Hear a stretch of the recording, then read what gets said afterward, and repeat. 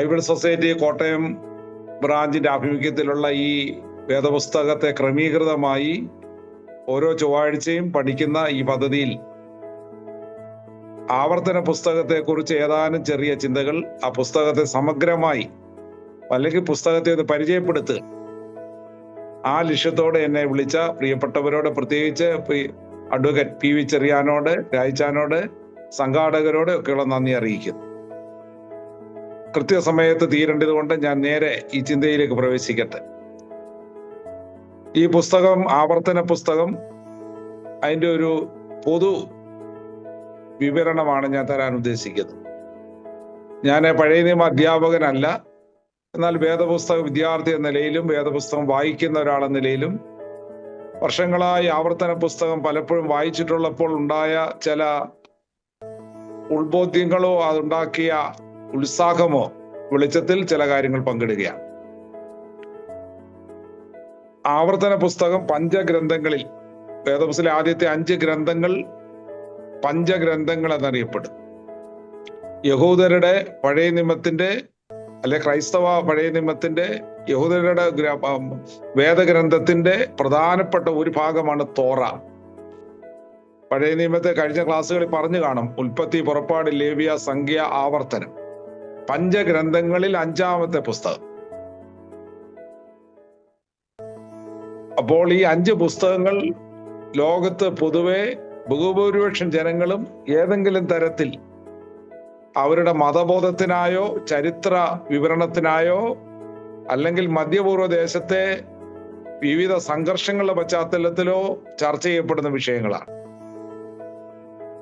ലോകത്തെല്ലായിടത്തും വ്യാപിച്ചിരിക്കുന്ന വിശ്വാസ സമൂഹങ്ങളിൽ പ്രധാനപ്പെട്ട 3 വിശ്വാസ സമൂഹങ്ങൾ, ക്രൈസ്തവ, ഇസ്ലാമിക, യഹൂദ, 3 പാരമ്പര്യങ്ങൾ ഈ പഞ്ചഗ്രന്ഥങ്ങളോട് കൂടുതൽ ചേർന്ന് നിൽക്കുന്നു.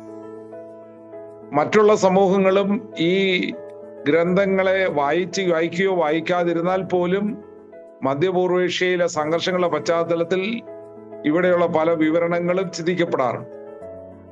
അറബികളും യഹൂദരും തമ്മിലുള്ള സംഘർഷം, ഏശാവും യാക്കോബും അവരുടെ ജീവിതവും തമ്മിലുള്ള പഴയ നിയമത്തിലെ വിവരണങ്ങൾ, ഇസ്മായേലും ഇസഹാക്കും, പിന്നീടുണ്ടായ ആ വിഭജനങ്ങൾ, പൂർവ്വപിതാക്കളുടെ ചരിത്രം,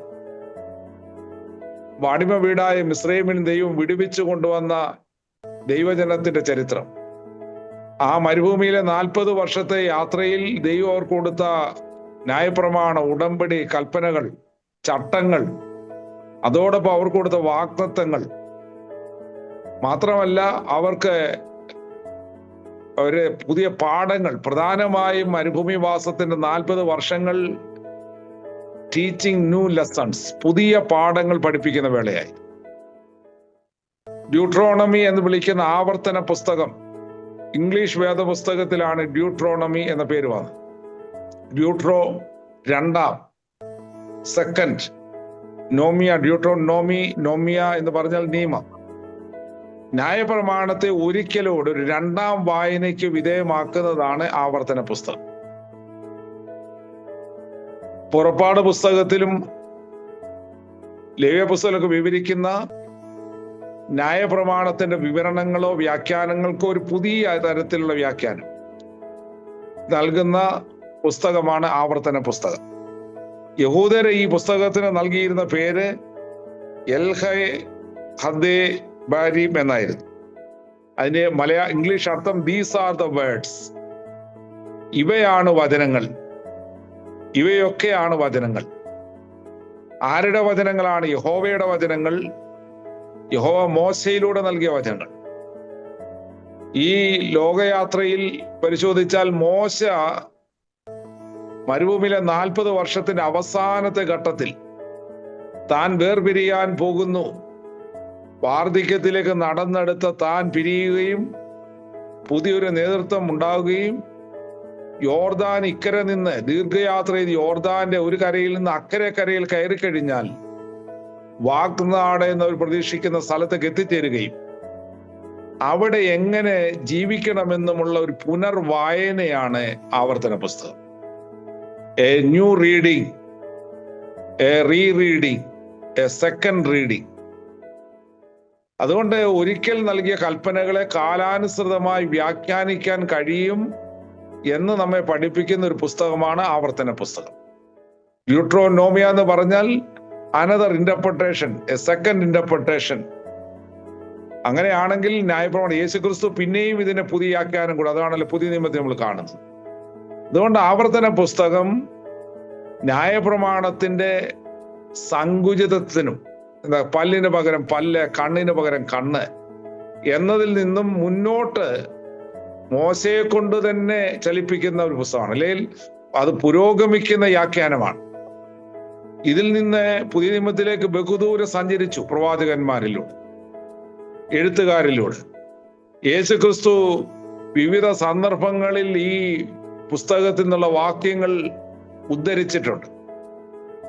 യേശുക്രിസ്തു ഏറ്റവും വലിയ കമാൻഡ്മെന്റ് എന്ന ചോദ്യത്തിന് ഉത്തരമായിട്ട് എന്താണ് പറഞ്ഞത്? Which is the greatest commandment? അതിന്റെ ഉത്തരം ആവർത്തന പുസ്തകത്തിൽ നിന്നാണ് പറഞ്ഞത്. മത്തായിയുടെ സുവിശേഷം 22:37 യേശു അത് പറയുന്നത്. നിന്റെ ദൈവമായ കർത്താവിനെ പൂർണ്ണ ഹൃദയത്തോടും പൂർണ്ണ ശക്തിയോടും പൂർണ്ണാത്മാവോടും നീ സ്നേഹിക്കണം, നിന്നെ പോലെ നിന്റെ അയൽക്കാരനെ സ്നേഹിക്കുക.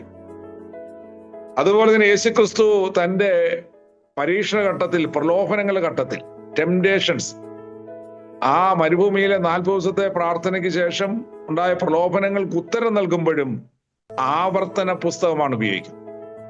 ഇത് വളരെ പ്രത്യേകതയുണ്ട്. കാരണം ഈ 40 വർഷം മരുഭൂമിയിൽ ചൂടേറിയ അനുഭവങ്ങൾ ജീവിച്ച യഹൂദ ജനത പരീക്ഷകളിലൂടെ കടന്നുപോയത്. ഭൗതികമായ പരിമിതികളുടെ പരീക്ഷണങ്ങൾ, അതോടൊപ്പം തന്നെ അവരുടെ വിശ്വാസത്തിന്റെ ഉണ്ടായ വെല്ലുവിളികൾ. ഇറങ്ങിത്തിരിച്ചു, എന്തായി തീരും? മിസ്രൈമിൽ ഫറവോന്റെ അടിമയായിരുന്നെങ്കിൽ ഇതിലും ഭേദമല്ലേ? ഇറച്ചിക്കലങ്ങളൊന്നും ഇപ്പം കിട്ടുന്നില്ലല്ലോ, വെള്ളം കുടിക്കാൻ വേണ്ടതുപോലെ ഇല്ലല്ലോ, കാലിൽ ചൂടടിക്കാമല്ലോ, പകല് മുഴുവനുള്ള ചൂട് എങ്ങനെ താങ്ങും? രാത്രിയിൽ തണുപ്പുമുണ്ട്, ഇരുട്ടുമുണ്ട്, മഞ്ഞുമുണ്ട്, എങ്ങനെ ഒരു മേൽക്കൂര ഉണ്ടാകും? ഇങ്ങനെ അനവധി ചോദ്യങ്ങൾ ഉണ്ടാകി അതെല്ലാം പ്രലോഭിക്കപ്പെട്ട ഒരു ജനതയാണിവർ. നമ്മളായിരുന്നു ഇത് കൂടുതൽ പെറുപെറുത്തിന്. അങ്ങനെ പ്രലോഭനം ഉണ്ടാകുകയും പെറുപെറുക്കുകയും ദൈവം അവരെ ശിക്ഷിച്ച് വളർത്തുകയും പഠിപ്പിക്കുകയും ചെയ്തു. യേശു അതുകൊണ്ട് ന്യായപ്രമാണ ആവർത്തന പുസ്തകം ഉദ്ധരിച്ചുകൊണ്ടാണ് പ്രലോഭനങ്ങളുടെ മേൽ ഉത്തരം നൽകുന്നത്. ഏതാണ് പഴയ നിയമത്തിൽ ഏറ്റവും പ്രധാനപ്പെട്ട വിശ്വാസ പ്രമാണം എന്ന് ചോദിച്ചാൽ അത് എവിടെ കാണുമെന്ന് ചോദിച്ചാൽ അത് ആവർത്തന പുസ്തകത്തിൽ, ക്ഷേമ ആവർത്തന പുസ്തകം 6-ാം അധ്യായത്തിലാണ് കാണുന്നത്. അങ്ങനെ നമ്മൾ നോക്കിയാൽ യേശുക്രിസ്തു ന്യായപ്രമാണത്തിൽ ഏറ്റവും കൂടുതൽ ഉപയോഗിച്ചത്, തോറായിൽ ആദ്യത്തെ 5 പുസ്തകങ്ങൾ ഉദ്ധരിച്ചത് ആവർത്തന പുസ്തകം. യേശുക്രിസ്തു പ്രവാചകന്മാരുടെ പുസ്തകങ്ങൾ ഏറ്റവും കൂടുതൽ ഉദ്ധരിച്ചത് യെശയ്യാവിന്റെ പ്രവചനത്തിൽ നിന്ന്. അങ്ങനെ വളരെ സുവിശേഷവുമായി വളരെ ചേർന്ന് വരുന്ന ഒരു പുസ്തകമാണ് ആവർത്തന പുസ്തകം, ഡ്യൂട്രോണോമി, എ സെക്കൻഡ് റീഡിംഗ് എന്ന ഈ പുസ്തകം. ഇസ്രയേൽ മക്കളുടെ വിശ്വാസത്തോട് ഹൃദയം കൊണ്ട് സംസാരിച്ചൊരു പുസ്തകം. അവരോട് ഹൃദയം കൊണ്ട് ദൈവം സംസാരിക്കുന്ന ഒരു പുസ്തകം. വാർദ്ധക്യത്തിന്റെ പടുവൃദ്ധനായി തീർന്ന മോശ ഒരു വല്യപ്പച്ചന്റെ വാത്സല്യത്തോട്, പ്രത്യേകിച്ച് വിട പറയാൻ തുടങ്ങുന്ന ഒരു വാർദ്ധക്യത്തിലുള്ള അപ്പച്ചന്റെ എന്ന് പറഞ്ഞാൽ വീട്ടിലെ കാരണവരുടെ ആ വാത്സല്യത്തോട്, ആ കരുതലോടെ കൂടെ ഒരു ജനതയോട് വിടവാങ്ങൽ നടത്തുന്ന സന്ദർഭമാണ്. പുതിയ നേതൃത്വത്തെ യോശുവയെയും കൂട്ടരെയും ചുമതലയേൽപ്പിക്കുന്ന വേളയാണ്. പുതിയൊരു ടീം വർക്ക് ഏൽപ്പിക്കുക. ഒരു തലമുറ പിൻമാറുന്നു, വിടവാങ്ങുന്നു, പുതിയൊരു തലമുറ ചുമതലയേൽക്കുന്നു. ഒരു നീണ്ട മരുഭൂമി യാത്ര അല്ലെങ്കിൽ ഒരു നീണ്ട 40 വർഷത്തെ യാത്രയ്ക്ക് ഒരു പുതിയ ദിശയുണ്ടാകുന്നു. ഇതുവരെ അപ്രമേയനായിട്ട് അല്ലെങ്കിൽ എല്ലാത്തിലും മുകളിൽ നിന്ന നേതാവായ മോശ വിടവാങ്ങുന്നു. മോശയെ കുറിച്ച് ഒത്തിരി വിവരണങ്ങളുണ്ട്. മോശ മൈറ്റി പേഴ്സൺ മോസസ് എന്നാണ് പറയുന്നത്. ഫ്രോയിഡ് എഴുതിയ ഒരു പുസ്തകം ഡെർമാൻ മോസസ് എന്നാണ്. The man Moses. The man Moses.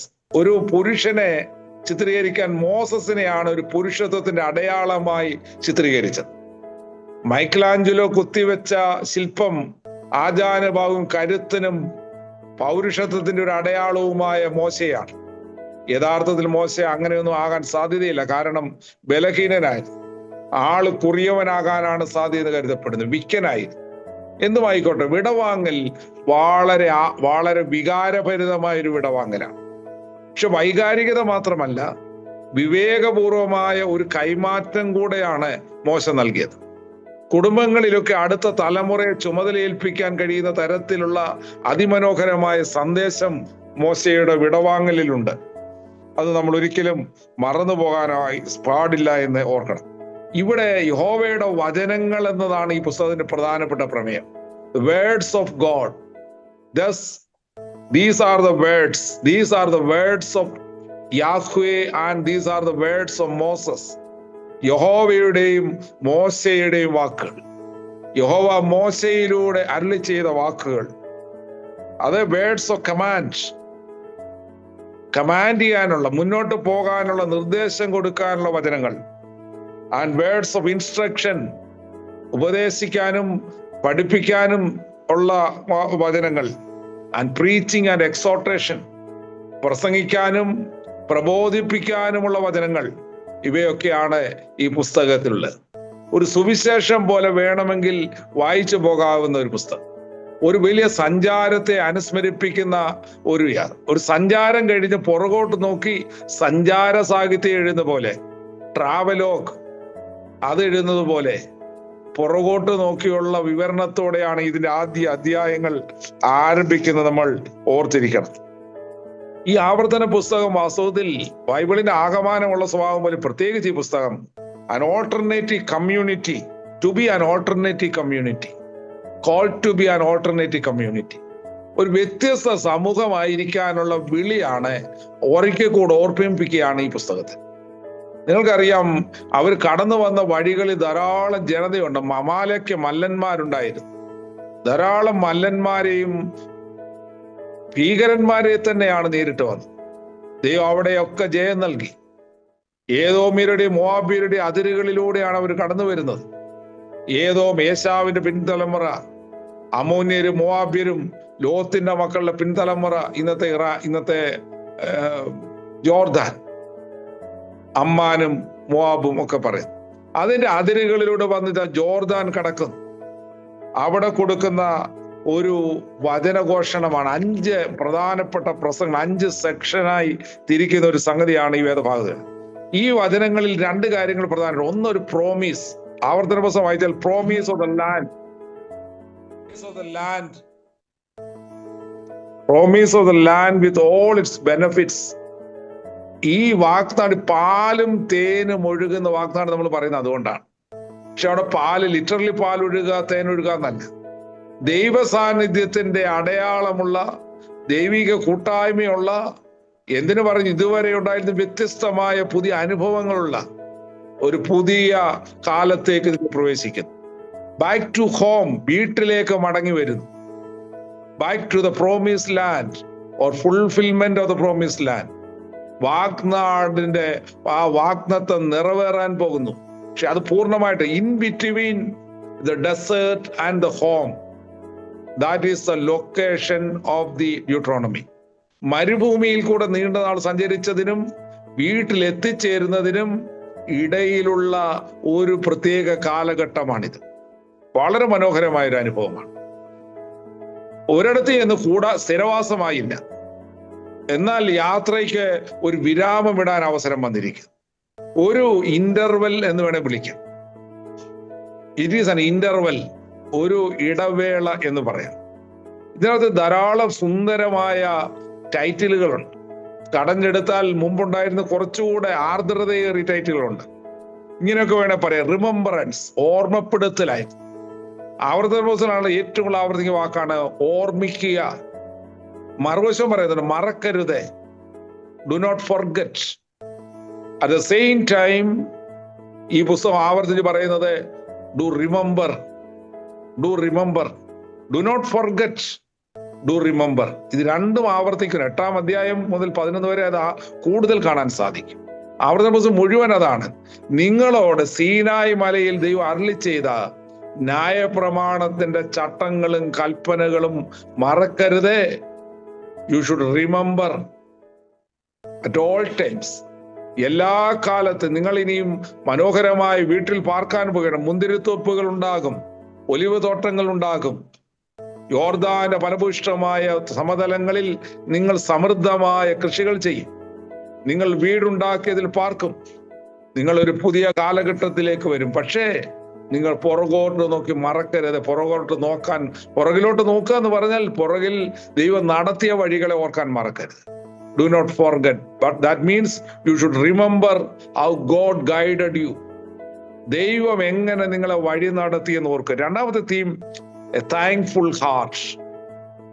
പുറകോട്ട് നോക്കിയാൽ പിന്നെ തോന്നുന്ന സംഗതി പറഞ്ഞാൽ ഒരു നന്ദി നിറഞ്ഞ ഹൃദയം. A thankful heart. ഇത് പുതിയ സങ്കീർത്തനങ്ങളിൽ കാണുന്ന സംഗതിയാണ്. പിന്നീട് ഇത് ആവർത്തിക്കുന്നുണ്ട്. യേശുക്രിസ്തുവിന്റെ സുവിശേഷം മുഴുവൻ അതാണ്. You should be thankful even for the sorrows of the life. ജീവിതത്തിന്റെ മുള്ളുകൾക്കായി സ്തോത്രം. ദൈവമേ നന്ദി, നന്ദി എന്ന് പറയാനുള്ള ഒരു സങ്കീർത്തനം, ഒരു പുസ്തകമാണ്. ബാക്കി ഞാൻ പ്രത്യേകിച്ച് ആബ്സല്യൂട്ട്, മൂന്നാമത് പറയാം, ആബ്സല്യൂട്ട് ലോയൽറ്റി ടു ഗോഡ്. ദൈവത്തിന് മാത്രമാണ് ആത്യന്തിക വിധേയത്വം. Absolute loyalty to God.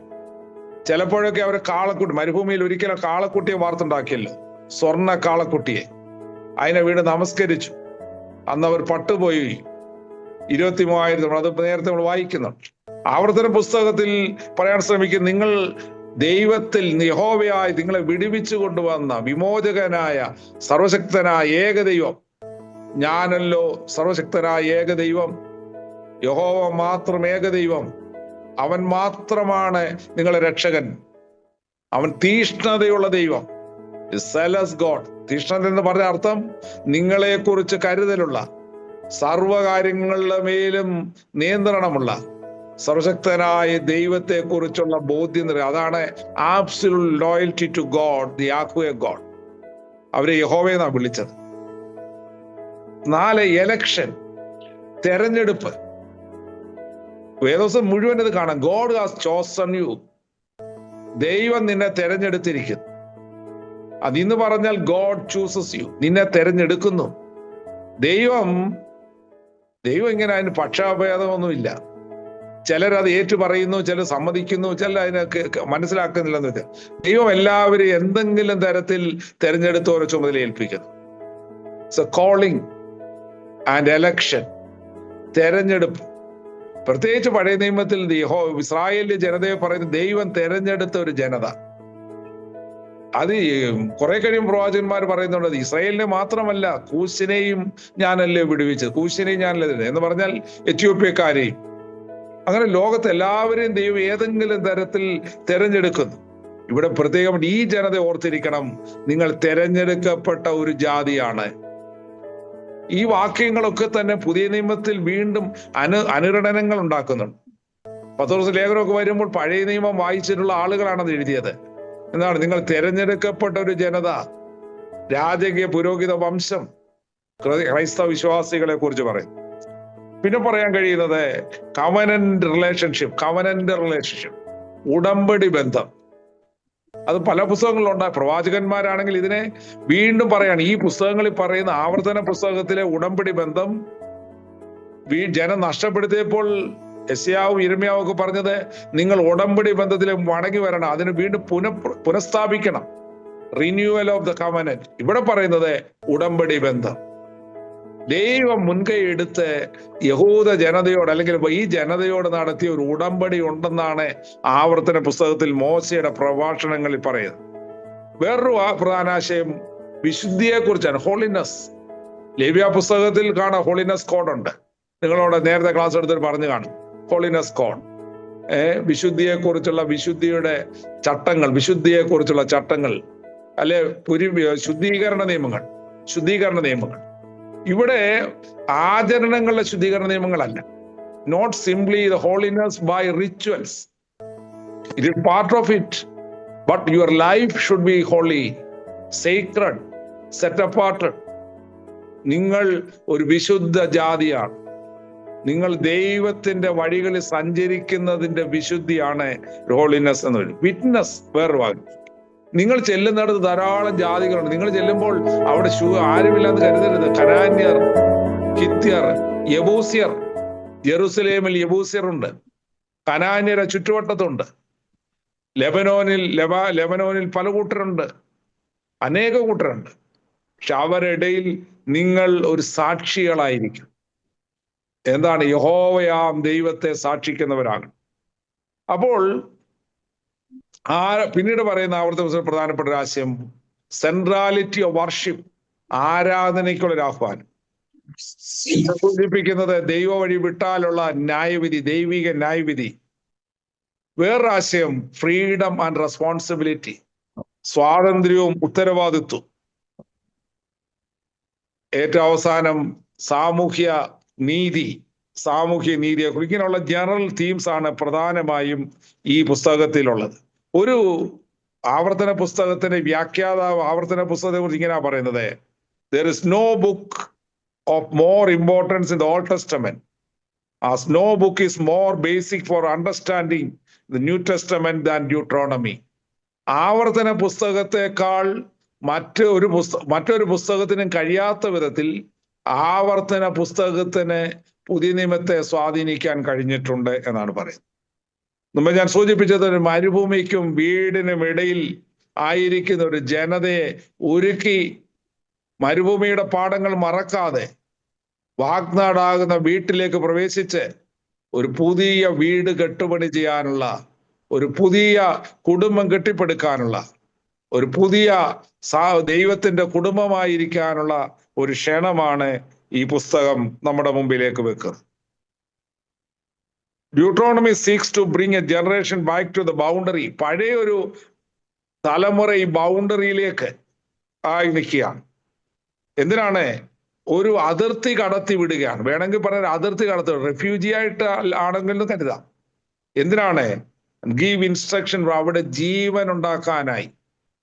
ഈ അനേക ജാതികളുടെയിൽ നിന്ന് ഇവരെ അനേക ജനതകളുടെയിൽ നിന്ന് ഒരു ജനതയെ വിളിച്ചത് എന്തിനാണ് ചോദിച്ചാൽ, ജനതകൾക്ക് പ്രകാശമായിരിക്കാൻ, ജനതകൾക്ക് ജീവൻ കൊടുക്കാൻ ഈ ഒരു ജനതയെ വിളിച്ചിരിക്കും. ഇതാണ് ഈ ഡ്യൂട്രോണമി പറയുന്നത്. ഇത് തന്നെയാണ് യെശയ്യാവ് ആവർത്തിക്കുന്നത്. നീ ജനതകൾക്ക് പ്രകാശമായി ഞാൻ നിന്നെ വിളിച്ചിരിക്കുന്നു. ഈ വെളിച്ചത്തിൽ ഈ പുസ്തകം വായിച്ചാൽ ഇതിന് 5 പ്രധാനപ്പെട്ട ഭാഗങ്ങൾ നമുക്ക് കാണാനായിട്ട് സാധിക്കും. ആ 5 ഭാഗങ്ങളെ കുറിച്ച് ഏതാനും മിനിറ്റ് പറയാൻ ഞാൻ ആഗ്രഹിക്കുകയാണ്.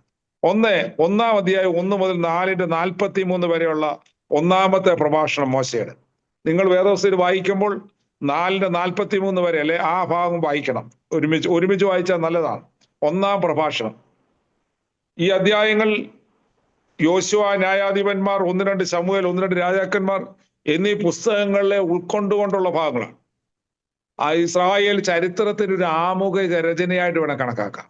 An introductory history of the Israelite community എന്ന് വേണമെങ്കിൽ ഈ ആദ്യത്തെ 4 അധ്യായങ്ങളെ കാണാം.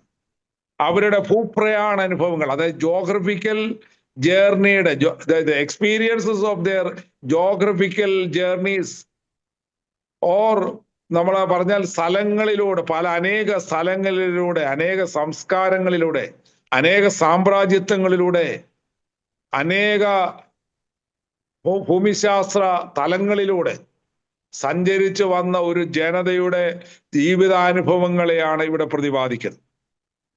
ഒന്നാമത്തെ കൽപ്പനയുടെ വിശദമാക്കലാണ്. 10 കൽപ്പനകളിൽ ഒന്നാമത്തെ കൽപ്പനയുടെ ഒരു വിശുദ്ധമാക്കലാണ് ഈ വേദഭാഗത്ത് കാണാനായിട്ട് സാധിക്കുന്നത്. ദൈവത്തോടുള്ള വിശ്വസ്തത. കാലേബിന്റെ ഉദാഹരണം അതാ പറയുന്നത്.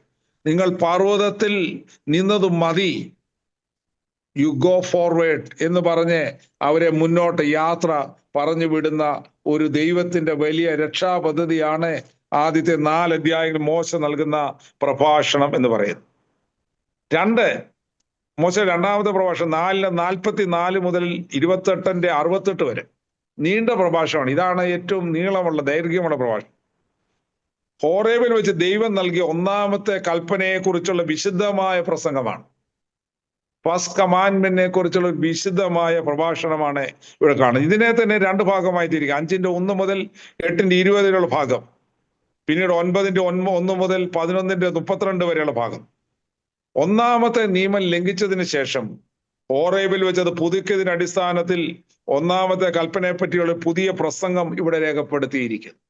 അപ്പം സീനായിൽ കൽപ്പനകൾ ലഭിച്ച ഒരു ജനത അത് ഉടമ്പടി ലംഘിക്കുമ്പോൾ ആ ഉടമ്പടി ബന്ധത്തിലേക്ക് മടക്കി വരുത്താനുള്ള ആഹ്വാനമാണ് ഈ രണ്ടാമത്തെ പ്രഭാഷണത്തിൽ നമ്മൾ ദൈവത്തോടുള്ള ബന്ധം എങ്ങനെയായിരിക്കണം എന്നതാണ് പ്രധാനമായും ഈ ഭാഗത്ത് കാണുന്നത്. 12 മുതൽ 16 അധ്യായങ്ങൾ നീതിയുടെ നിയമങ്ങളാണ്. നീതിയുടെ നിയമങ്ങൾ, ഒരു ജനത എങ്ങനെയാണ് പുതിയൊരു ജീവിതം ക്രമീകരിക്കുമ്പോൾ നീതി നടപ്പിലാക്കേണ്ടത് എന്നുള്ള സൂചനയാണ്. 27:1 മുതൽ 68 വാക്യം വരെയുള്ള ഭാഗത്ത് അനുഗ്രഹങ്ങളും ശാപങ്ങളും വിശദമാക്കുന്നു. ഇന്നത്തെ പശ്ചാത്തലത്തിൽ അനുഗ്രഹം പറയാം, ശാപം പറയാൻ പാടില്ല നമ്മൾ പറയും. പക്ഷേ അന്ന് അനുഗ്രഹവും ശാപവും ഒരുപോലെ, ആരാണ് അനുഗ്രഹിക്കപ്പെട്ടത്, ആരാണ് ശപിക്കപ്പെട്ടത് എന്ന് പറഞ്ഞുകൊണ്ടാണ് അന്നത്തെ പ്രബോധനങ്ങളെല്ലാം നിലവിൽ വന്നത്. നിക്കാ സുനഗോസിൽ പോലും ഈ വിശ്വാസത്തിൽ നിന്ന് വേർതിരിച്ചവരെ ശപിക്കപ്പെട്ടവർ എന്ന് പറഞ്ഞ് അനത്തമ എന്ന് പറയുന്ന ഒരു രീതി ഉണ്ടായി. പക്ഷെ ഇന്ന് നമ്മളത് ഉപേക്ഷിച്ചിട്ടുണ്ട്. എന്താണ് കാരണം?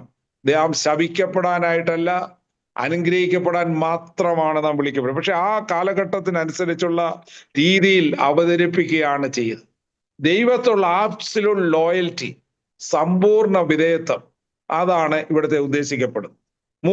മൂന്നാമത്തെ പ്രഭാഷണം 29:2 മുതൽ 30:20 വരെ ഒരു ചെറിയ പ്രഭാഷണമാണ്.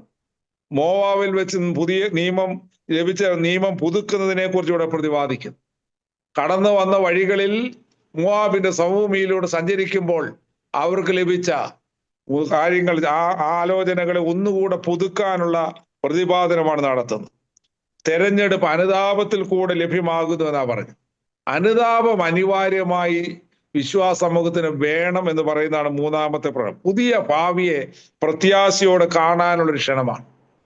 വരാൻ പോകുന്നത് വെറും ഒരു അനിശ്ചിതത്വമായിട്ടല്ല കാണുന്നത്, പ്രത്യാശ നിറഞ്ഞ ഭാവി ആയി കാണണം. നാലാമത്തേത് 31 മുതൽ 34 വരെയുള്ള ഭാഗങ്ങളിൽ മോശയുടെ ഗീതം അവിടെ നമുക്ക് കാണാൻ സാധിക്കും. 32-ാം അധ്യായം മോശയുടെ ഒരു ഗീതമാണ്. പിൻഗാമിയായ യോശുവയെ നിയോഗിക്കുന്നതും 31-ാം അധ്യായം. മോശയുടെ അനുഗ്രഹ വചനങ്ങൾ 33-ാം അധ്യായം. പിന്നീട് മോശയുടെ നിര്യാണവും യോശുവായിൽ കൂടിയുള്ള ശുശ്രൂഷയുടെ തുടക്കവും ഇവിടെ വിശദമാക്കിയാണ്. ചുരുക്കം പറഞ്ഞാൽ മോശ, ഞാൻ തുടങ്ങിയിടത്ത് കൊണ്ട് നിർത്തുകയാണ്, മോശയിൽ കൂടെ ദൈവം വൻകാര്യങ്ങൾ പ്രവർത്തിച്ചു, വൻകാര്യങ്ങൾ നിർവഹിച്ചു. ഒളിച്ചോടിയ മോശയെ പിടിച്ചുകൊണ്ടുവന്ന് ഒരു ജനതയുടെ വിമോചനത്തിന് മുന്നിൽ നിൽക്കാൻ ദൈവം വിളിച്ചാക്കി. അവനെ ശക്തീകരിച്ചു, കൂട്ടിന് ആളുകളെ നൽകി, ചൂടേറിയ അനുഭവങ്ങളിൽ പുതിയ ആലോചനകളെ നൽകി, കൽപ്പനകൾ നൽകി, ചട്ടങ്ങൾ നൽകി, ആലോചനകൾ, വാഗ്ദത്തം നൽകി, വാണിംഗ് നൽകി, മുന്നറിയിപ്പുകൾ നൽകി, തിരുത്തലുകൾ നൽകി, ഭൗതിക ആവശ്യങ്ങൾ നിറവേറ്റി, പുതിയ പാഠങ്ങൾ പഠിപ്പിച്ചു. അവസാനം പുതിയ പാഠങ്ങൾ പഠിപ്പിച്ചു. ആ വന്ന ജനതയെ മോശ ഇതാ യോശുവായ്ക്ക് കൈമാറി കൊടുക്കുകയാണ്.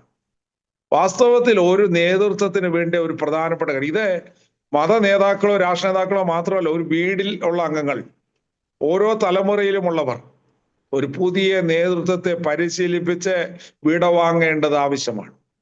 നമ്മുടെ മെത്രാപ്പോലിത്തമാർ മുൻകാലങ്ങളിൽ കാലം ചെയ്തപ്പോൾ പാലക്കുന്നത്തെ തിരുമേനിമാർ മാത്യുസ്മാർ അത്താനസിസും തോമസ്മാർ അത്താനസിസും, പ്രത്യേകിച്ച് പാലക്കുന്ന് മാത്യുസ്മാർ അത്താനസിസ് കാലം ചെയ്യുന്നതിന് മുമ്പായിട്ട് തൻ്റെ നിര്യാണകാലം അടുത്തിരിക്കുന്നത് പറഞ്ഞുകൊണ്ട് നീണ്ട ഒരു കൽപ്പന എഴുതി പ്രബോധനം നൽകിയിട്ടാണ് വിടവാങ്ങിയത്. അങ്ങനെ ചെയ്തിരുന്നൊരു കാലഘട്ടം ഉണ്ടായിരുന്നു. എന്താണ്? ഉത്തരവാദിത്വങ്ങളെ പരമേൽപ്പിച്ച്, വിശ്വസ്തയോട് പരമേൽപ്പിച്ച്, തന്നിലൂടെ ദൈവം ഏൽപ്പിച്ച കാര്യങ്ങൾ മുഴുവൻ നിവർത്തിച്ച് തന്നിലുള്ള ചരിത്രം അവസാനിച്ചു പോകാതെ കൈമാറുകയാണ് ഇവിടെ ലക്ഷ്യമാക്കുന്നത്. ഏതാനും 2 മിനിറ്റ് കൊണ്ട് ഞാൻ വാക്കുകൾ പറഞ്ഞു നിർത്താൻ ആഗ്രഹിക്കാം. ആവർത്തന പുസ്തകം ചുരുക്കി പറഞ്ഞാൽ ദൈവത്തോടുള്ള സമ്പൂർണ്ണ സമർപ്പണവും വിധേയത്വവും വെളിപ്പെടുത്താനുള്ള പ്രായോഗിക പ്രബോധനങ്ങളാണ്. ദൈവത്തോടുള്ള സമ്പൂർണ്ണ സമർപ്പണത്തിനും വിധേയത്വത്തിനുമുള്ള പ്രായോഗിക പ്രബോധനങ്ങളാണ് ഈ പുസ്തകത്തിലുള്ളത്. ഇതൊരു തത്വചിന്താപരമായ പുസ്തകമല്ല. ഇത് വെറും ഒരു ചരിത്ര പുസ്തകവുമല്ല. ഇത് വെറും എന്താ പറയുന്നത്, വെറും ഒരു ആളുകളുടെ പേരുകൾ പറയുന്ന ചരിത്രമല്ല. പകരം ഇത് പ്രായോഗിക പ്രബോധനങ്ങളാണ്. ഒരു പുതിയ ധാർമ്മിക ദർശനത്തെയാണ് ആവർത്തന പുസ്തകം മുന്നോട്ട് വെക്കുന്നത്. ഒരു ഉടമ്പടിയെയാണ് ദൈവം മനുഷ്യന് കൊടുത്ത ആ ഉടമ്പടി മനുഷ്യൻ അഭങ്കരം സൂക്ഷിക്കുവാനുള്ള ഒരു ബന്ധമാണ്, അല്ലെങ്കിൽ ആ ഒരു ഉടമ്പടിയാണ് ഇതിന്റെ ആദ്യോടന്തം കാണാൻ സാധിക്കുന്നത്. അത് ചുരുക്കി പറഞ്ഞാൽ വിഗ്രഹാരാധനയ്ക്കുള്ള പ്രതിഷേധങ്ങളാണ് ഈ പുസ്തകത്തിലുള്ളത്. ഈ ജനത മരുഭൂമിയിൽ ദൈവം എല്ലാ വിധത്തിലും വഴി നടത്തിയിട്ടും വിഗ്രഹാരാധനയിലേക്ക് വഴുതി വീണിട്ടുണ്ട്. പലതരത്തിലുള്ള വിഗ്രഹാരാധന, കാണപ്പെടുന്ന കാളക്കുട്ടിയെ വാർത്തുണ്ടാക്കിയിട്ടുണ്ട്. അതുപോലെ പുറമെ കാണാനാവില്ലെങ്കിലും പലതരം വിഗ്രഹാരാധനയിൽ വീണിട്ടുണ്ട്. ഈ വിഗ്രഹാരാധനയ്ക്കുള്ള സാധ്യത ഇനി കൂടുതലാണെന്നുള്ള മുന്നറിയിപ്പാണ് ഒരു വലിയ വാഗ്ദത്തത്തോടൊപ്പം ഈ ജനതയ്ക്ക് ദൈവം ദൈവദാനങ്ങളെ വിഗ്രഹങ്ങളാക്കി മാറ്റാൻ ഉള്ള സാധ്യതയുടെ വാണിയാണ്. ഇന്നത്തെ കാലത്തിന് വളരെ സംഗതമായ ഒരു ചിന്തയാണ്. അതുകൊണ്ട് ഈ ആവർത്തന പുസ്തകം 34 അധ്യായങ്ങൾ നമ്മൾ വായിക്കുമ്പോൾ നമ്മൾ ഓർക്കണം, ഒരു പുതിയ നൈതികത എന്ന് പറഞ്ഞാൽ ധാർമ്മികതയാണ്. ധാർമ്മികത അഥവാ നൈതികതയുടെ ഒരു കാഴ്ചപ്പാടാണ് ആവർത്തന പുസ്തകം നമ്മുടെ മുമ്പിലേക്ക് പകർന്നു വെക്കുന്നതെന്ന് നമുക്ക് ഓർക്കാനായിട്ട് സാധിക്കണം. നമ്മുടെ ജീവിത ഇടങ്ങളെ, ജീവിതത്തിന്റെ മേഖലകളെ, നമ്മുടെ ആരാധനാ രീതികളെ, ആരാധനാ മേഖലകളെ നവീകരിക്കാനുള്ളൊരു ക്ഷണമാണ്. അപ്പൊ ഈ നവീകരണം എന്ന് പറയുന്നത് ഏതോ കാലത്ത് മാർട്ടിൻ ലൂതർ ആരംഭിച്ചതാണ്, പിൽക്കാലത്ത് അബ്രഹാം മൽപ്പാൻ ആരംഭിച്ചാണ് നമ്മളൊക്കെ പറയുന്നത്. നമ്മൾക്ക് മനസ്സിലാകാൻ കഴിഞ്ഞ ചരിത്ര രേഖപ്പെടുത്തിയുള്ള സംഭവങ്ങൾ കൊണ്ടാണ്. വേദപുസ്തക ചരിത്രത്തിൽ അനേക നവീകരണങ്ങൾ ഉണ്ടായിട്ടുണ്ട്. നമുക്കറിയാം, രാജാക്കന്മാരുടെ കാലത്ത് നവീകരണം, യോശിയാവിന്റെ കാലത്ത് നവീകരണം വളരെ പ്രസിദ്ധമാണ്. നെഹമ്യാവിന്റെ കാലത്ത് വേറെ തരത്തിലുള്ള നവീകരണമുണ്ട്. മതില് കെട്ടിപ്പടുത്തും ദേവാലയം പുനർനിർമ്മിച്ചുള്ളത്. എന്നാൽ ഇവിടെ കാണുന്ന നവീകരണം ഒരു ജനതയെ പുതിയ ഒരു സമൂഹമായി തീരാനുള്ള, വാക്നാട്ടിൽ മറ്റുള്ളവരുടെ മധ്യത്തിൽ എങ്ങനെ മതബഹുലതകളുടെ മധ്യത്തിൽ, മറ്റു മതങ്ങളിലുള്ള അല്ലെങ്കിൽ മറ്റു ജീവിത രീതിയിലുള്ള ആളുകളുടെ മധ്യത്തിൽ എങ്ങനെ സാക്ഷിയാകാം എന്നുള്ളൊരു ക്ഷണമാണ്. പ്രിയപ്പെട്ടവർ, ആവർത്തന പുസ്തകം വായിക്കുന്നത് ഒരു വലിയ അനുഗ്രഹത്തിന് മുഖാന്തരം തന്നെയാണ്. കാരണം പുതിയ നിയമത്തെ ഏറ്റവും സ്വാധീനിച്ച ഒരു തോറ, ന്യായപ്രമാണ പുസ്തകമാണ്. നമ്മുടെ കർത്താവ് പരീക്ഷകളെ നേരിട്ടാൻ ഈ പുസ്തകത്തിൽ നിന്ന് വാക്യങ്ങളെ ഉദ്ധരിച്ചു. നമ്മുടെ കർത്താവ് ഏറ്റവും വലിയ കൽപ്പന എന്തെന്ന് പറയാനായിട്ട് ഈ ആവർത്തന പുസ്തകത്തിലെ വാക്യങ്ങൾ ഉദ്ധരിച്ചു. അവനോട് ചോദ്യം ചോദിച്ചവരോട് ചോദിച്ചപ്പോൾ അവർ ഇതിലെ വാക്യങ്ങൾ തന്നെ ഉദ്ധരിച്ചാ പറഞ്ഞു.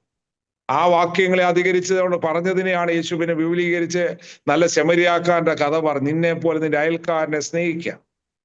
അങ്ങനെ ആവർത്തന പുസ്തകം ആവർത്തിച്ച് നമ്മുടെ മനസ്സുകളിലേക്ക് വരുന്ന ഒരു വലിയ ദർശനമാണ് പങ്കിടുന്നത്. പഴയ നിയമത്തിന് ഇന്നും കാലിക പ്രസക്തി സൃഷ്ടിക്കാൻ നമുക്ക് സാധിക്കും. പഴയ നിയമത്തിന് പരിമിതികൾ പലതുണ്ട്, ആ കാലത്തിന്റെ പരിമിതികൾ. പക്ഷേ പഴയ നിയമത്തിൽ ഓരോ പുസ്തകം, അല്ലെങ്കിൽ യഹൂദ മതഗ്രന്ഥങ്ങൾ, വേദഗ്രന്ഥങ്ങളിൽ ഓരോ പുസ്തകത്തിനും തനതായ ചില സന്ദേശങ്ങളുണ്ട്. ഈ 5 പുസ്തകങ്ങൾ ഒരുമിച്ച് വെച്ച് വായിക്കാൻ കഴിഞ്ഞാൽ, ഇന്നിവിടെ പഞ്ചഗ്രന്ഥങ്ങൾ അവസാനിക്കാറില്ല, 5 പുസ്തകങ്ങൾ ഒരുമിച്ച് വെച്ച് വായിച്ചു കഴിഞ്ഞാൽ അത് തരുന്ന ഒരു അസാധാരണ അനുഭവം അത് യഹൂദ ജനത ഇന്നും അവിടെ അനുഭവിക്കുന്നുണ്ട്. തോറ ആവർത്തിച്ച് നിർത്താതെ, നിങ്ങൾ കണ്ടിട്ടുണ്ടല്ലോ, അവരിങ്ങനെ ചലിച്ചുകൊണ്ടിരിക്കും, അവരുടെ തലയാട്ടിക്കൊണ്ടിരിക്കും. അത് അവരുടെ വെറും ആചരണീയമല്ല, അവരിതിനെ മുഴുവനെ ചുരുളു വിഴുങ്ങി എന്ന് പറഞ്ഞതുപോലെ, തിരുവചനം ഹൃദയങ്ങളിൽ എഴുതപ്പെട്ടു എന്ന് പറഞ്ഞതുപോലെ, മാംസപ്പലകയിൽ എഴുതി എന്ന് പറഞ്ഞതുപോലെ സമ്പൂർണമായി സ്വീകരിക്കുന്ന അടയാളമാണ്. നമ്മെ സംബന്ധിച്ചോളം ഈ വചനം യേശു ക്രിസ്തുവിൽ നിവൃത്തിയായി. യേശു ക്രിസ്തുവാകുന്ന യഥാർത്ഥ വചനം, നിത്യവചനത്തെ തിരിച്ചറിയുന്നതിന് ആവർത്തന പുസ്തക വ്യാഖ്യാനവും വായനയും സഹായിക്കട്ടെ എന്ന പ്രാർത്ഥനയോട് ഞാൻ വാക്കുകളെ അവസാനിപ്പിക്കുന്നു.